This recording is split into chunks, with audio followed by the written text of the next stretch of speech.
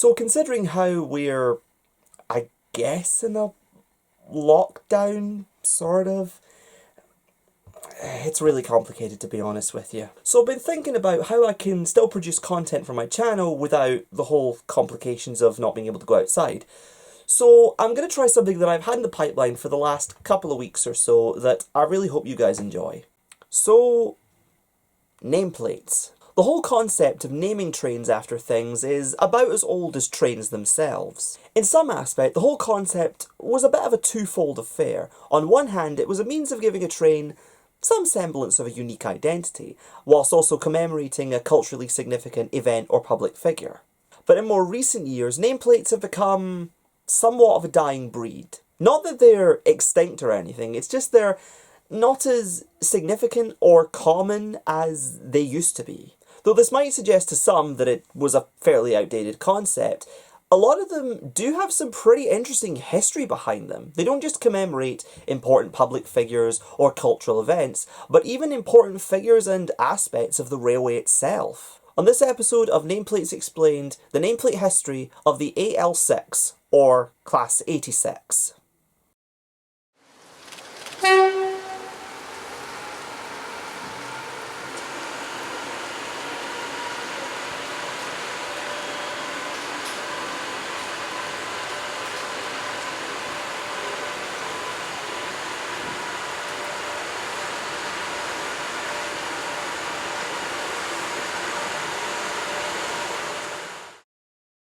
William Arthur Stanier was the chief mechanical engineer of the London, Midland and Scottish Railway from 1932 until 1944. On top of receiving a knighthood, he was also made a Fellow of the Royal Society upon his retirement. Robert Arthur Riddles was also an engineer with LMS, and in 1933 he became assistant to William Stanier. In the same year that Stanier was knighted, Riddles was made a commander of the British Empire. André Chapelon was a French engineer and designer of steam trains who, starting in the 1920s, adopted many modern design methods that would later inspire many who succeeded him, most notably Sir Nigel Gresley, designer of the iconic Mallard. These are all cities served by the West Coast Main Line.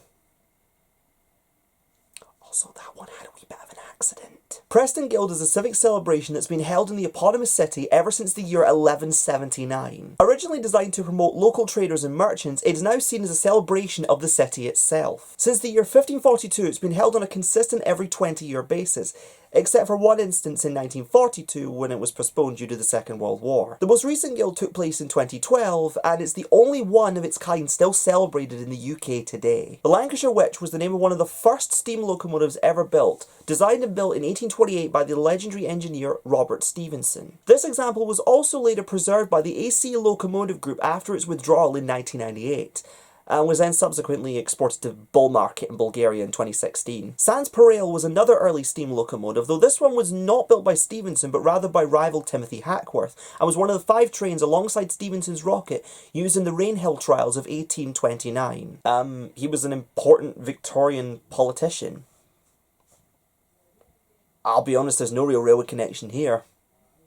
Sorry. This is a difficult one to pin down, to be honest with you, though it's likely named after HMS Meteor, which is the name given to a series of gunships used by the Royal Navy. The first example of which was built and launched in the port of Leith in 1794, before being bought by the Navy in 1797. The most recent of which was launched in 1939 and used by the Navy during the Second World War, before it was ultimately sold to Turkey's Navy in 1959. Halley's Comet is the name of a short period comet that's said to appear roughly once every 75 years. It was last visible from the Earth on the 8th of March 1986, and its estimated return is not to be until at least 2061. Planet was another early steam locomotive built by Stephenson's company in 1830. That same year, it managed to complete the roughly 30-mile journey from Liverpool to Manchester in just 1 hour. I know that's not particularly fast, but it was fast by 1830 standards. Come on, cut him some slack here. Phoenix was the name of a Pullman railway carriage that operated as part of the Golden Arrow service, a special express service that operated between London and Dover between 1929 and 1972. What's so significant about this is that this particular coach, it was a favourite of the Queen Mother and has been occupied by numerous heads of state, such as French President Charles de Gaulle. Round Table was first established in 1927 as a networking organisation for working-age men of various occupations. The MO of the group could be simply described through their maxim: adopting reliable and already proven methods, adapting them to changing times, and if needs be, improving upon them. Look East is the BBC's regional arm for the East of England. This was to commemorate the aforementioned anniversary of the Lloyd's List Journal that was first published in 1734. Which would have made its 250th anniversary in 1984 rather than 1987 when the nameplate was first used.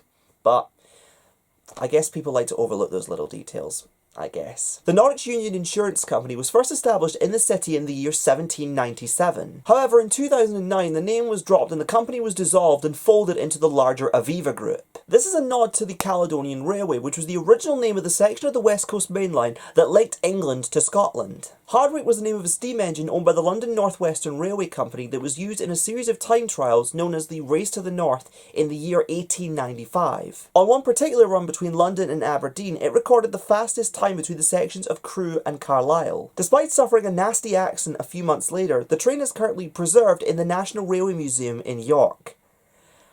As for the 86, well, it was withdrawn and turned into Coke cans in April 2006. Charles Rennie Mackintosh was an architect and artist from Glasgow who was known for having a very peculiar and abstract art style. He also designed the Mackintosh building, which eventually became part of Glasgow School of Art in the late 19th and early 20th century. Sadly, it was damaged by fire in 2018, and its future is uncertain. Celebrating 50 years of Her Majesty Queen Elizabeth II's reign. The Vulcan Foundry was a locomotive works founded in Newton Llewellows in the year 1832 as a means of locally building stock for the nearby Liverpool and Manchester Railway. First founded in Chicago, Illinois by Melvin Jones in 1917, Lions Club is an organisation that issues grants and funding towards supporting community projects to help members of those communities, as well as a multitude of other things. Link will be in the description. The Duke of Wellington was a title first held by soldier and Prime Minister Arthur Wellesley, starting in 1814. He was the one who led Britain to victory against Napoleon during the Battle of Waterloo. The title of the Duke of Wellington is currently held by Charles Wellesley, the 9th Duke of Wellington, who was born in 1945 and currently sits as a hereditary peer within the House of Lords. Starlight Express was an Andrew Lloyd Webber musical that first debuted on London's West End in 1984. It tells the story of a young steam engine who competes against modern diesel engines for the affection of a first-class carriage named Pearl.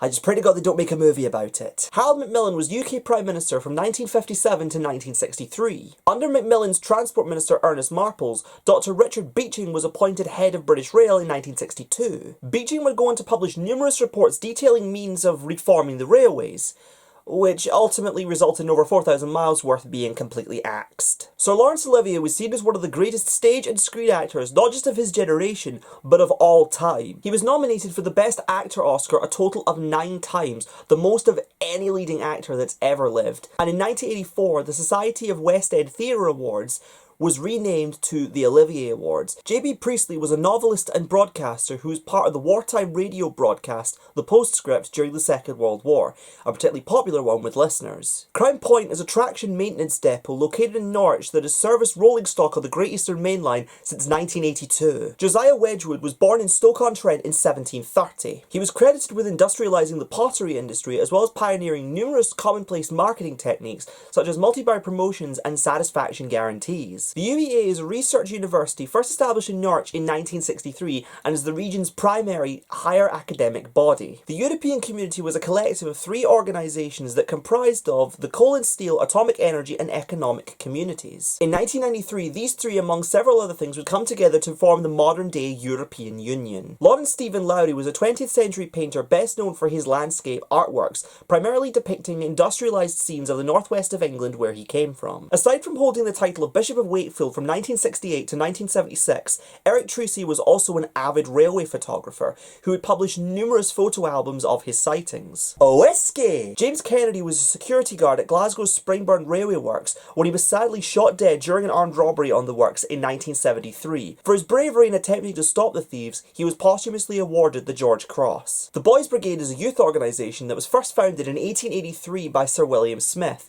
whose MO was combining military-style Boy Scout activities with good old-fashioned Christian values. The organisation is internationally recognised and is still going strongly today, with over 750,000 members in over 60 countries. The Royal British Legion is a charity that provides varying forms of support to veterans of the British Armed Forces and their families since it was first founded in 1921. Dudley Castle is a post-Norman era fortification that was first constructed in the town of Dudley in the West Midlands in the year 1070 AD. First built from wood, it was later constructed from limestone, which is how it currently sits today. The ruined castle currently sits on the grounds of Dudley Zoo. The Royal Anglian is one of the oldest line regiments in the British Army, having existed in its current phase since 1964, though history of its operations dates back as far as 1685. In 1709, Abraham Darby I rebuilt a massive blast furnace in the village of Coalbrookdale in Shropshire to use it for the purposes of smelting iron. While his iron-making business started out producing simple cast iron domestic goods, it later expanded to iron rails for railways, and in 1802, it built the first railway locomotive. Clwyd's a historic county in North Wales that shares a border with Cheshire and Lancashire. Its county council was first established in 1974 and lasted until 1996, when it was broken up into the counties of Flintshire, Denbighshire and Wrexham County Borough. That said though, the Clwyd name does survive in parliamentary constituencies though. Merseyside. The Glasgow Herald is a broadsheet newspaper that was first founded in 1783. The Birmingham Post is a tabloid newspaper that was first founded in 1857. The Liverpool Daily Post is a tabloid newspaper that was first founded in 1855.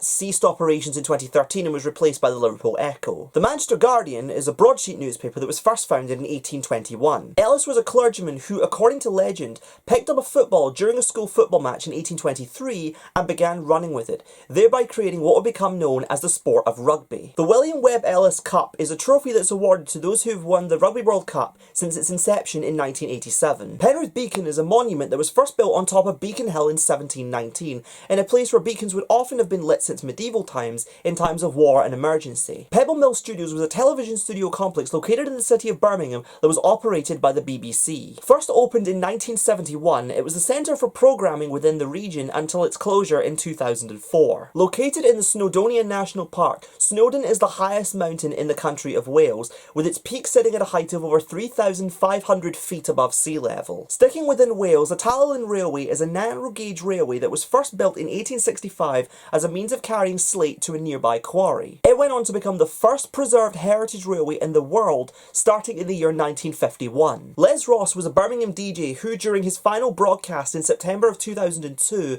boarded this particular train at Birmingham International Station, with it adorning his name. Ross later purchased the locomotive, and it's still operational to this day, painted in the original electric blue livery from its introduction in the 1960s. On the 5th of June 1965, Wally Oakes was driving his train north of Crewe when suddenly his train's cab became engulfed in flames from the firebox. While his fireman was able to jump free, Oakes stayed on the footplate until his train came to a stop. He was badly burned and sadly a week later passed away from his injuries at the age of only 33. He was posthumously awarded the George Cross for his bravery in ensuring the safety of his passengers. Another driver who tragically lost his life on the footplate was John Axon. On the 9th of February 1957, 56-year-old Axon was in charge of a freight train near the town of Buxton in Derbyshire. Just as he was approaching a 1 in 58 downhill gradient towards nearby Chapel-on-the-Frith station, one of the brake pipes on his train snapped, filling his cab with scalding hot steam. Despite the tremendous pain, Axon remained on the footplate where he alerted nearby signalmen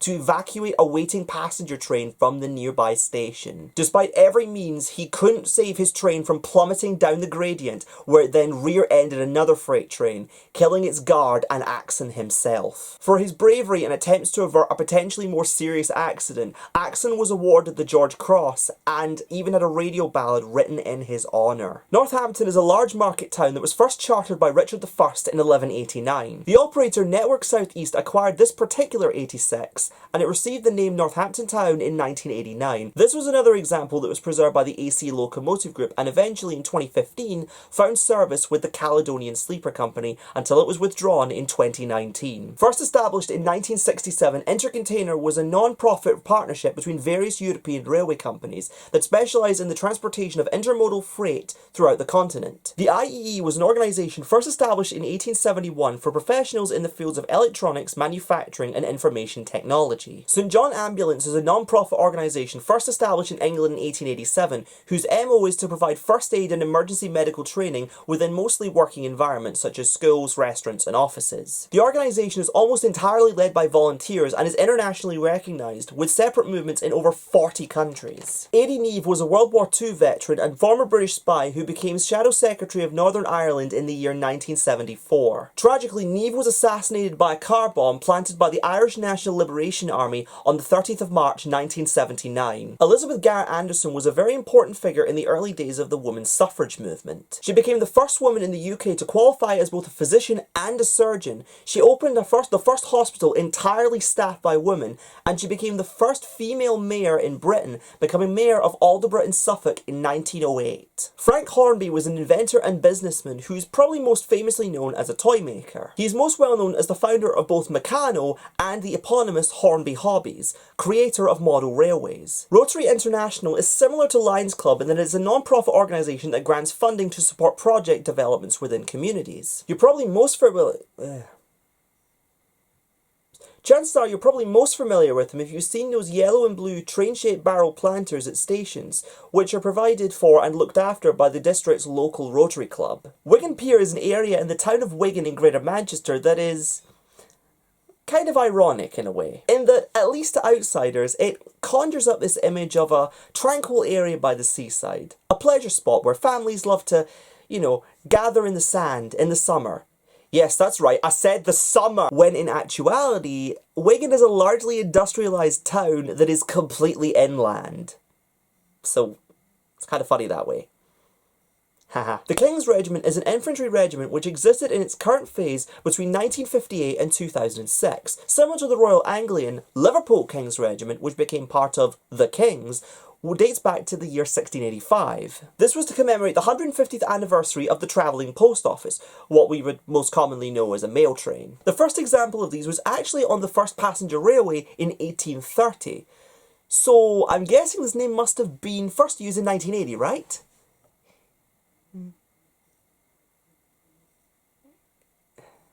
At this stage, I don't even know why I bother. Officially known as the London School of Economics and Political Science, the LSE was first founded in 1895 by members of the Fabian Society, and in 1900, it officially became a faculty of the University of London. St. Kentigern, or more commonly known as St. Mungo, was a Christian missionary from the 6th century AD that became known as the patron saint of the city of Glasgow. The Industrial Society, known as the Work Foundation since 2002, is a non-profit organisation that provides advice and conducts research in relation to work and employment. The purpose of said research is to look at means of improving the quality of working life, with the byproduct of boosting productivity and employee morale. Aldeniti was a racehorse who, after suffering a potentially career-ending leg injury, defied expectations when he and his jockey Bob Champion went on to win the Grand National in 1981. What was additionally amazing about this was that Champion himself had recently recovered from testicular cancer, and in 1984, their story was made into the film Champions, starring John Hurt. The Times is a broadsheet newspaper that was first founded in the City of London in 1785,